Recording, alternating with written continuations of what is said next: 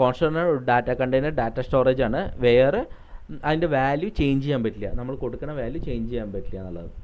So constant ഇപ്പോൾ നമ്മൾ മുമ്പ് ലെറ്റ് കീവേഡ് വെച്ച വേരിയബിൾ ക്രിയേറ്റ് ചെയ്തിട്ടുണ്ടെങ്കിൽ കോൺസ്റ്റൻറ്റിന് കോൺസ്റ്റ് എന്നുള്ള കീവേഡ്, ഈ കോൺസ്റ്റ് എന്നുള്ള കീവേഡ് വെച്ചിട്ടായിരിക്കും നമ്മൾ ക്രിയേറ്റ് ചെയ്യുന്നുണ്ടാവുക.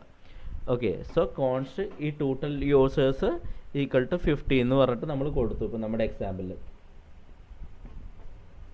പക്ഷേ നമ്മൾ രണ്ടാമത്തെ ടോട്ടൽ യൂസേഴ്സ് 20 എന്ന് പറഞ്ഞ് കൊടുക്കുകയാണെങ്കിൽ, രണ്ടാമത് കൊടുക്കുകയാണെങ്കിൽ എറർ അടിക്കും. കാരണം അതെന്ന് വെച്ചാൽ നമുക്ക് വാല്യൂ ചേഞ്ച് ചെയ്യാൻ പറ്റില്ല. സോ ഇനി നിങ്ങൾ ചേഞ്ച് ചെയ്യാൻ ശ്രമിച്ചാൽ അതിന് എറർ അടിക്കും, നമ്മൾ നേരത്തെ പറഞ്ഞു. ഓക്കെ, സോ കോൺസ്റ്റന്റ് പറഞ്ഞാൽ വാല്യൂസ് ചേഞ്ച് ചെയ്യാൻ പറ്റില്ല.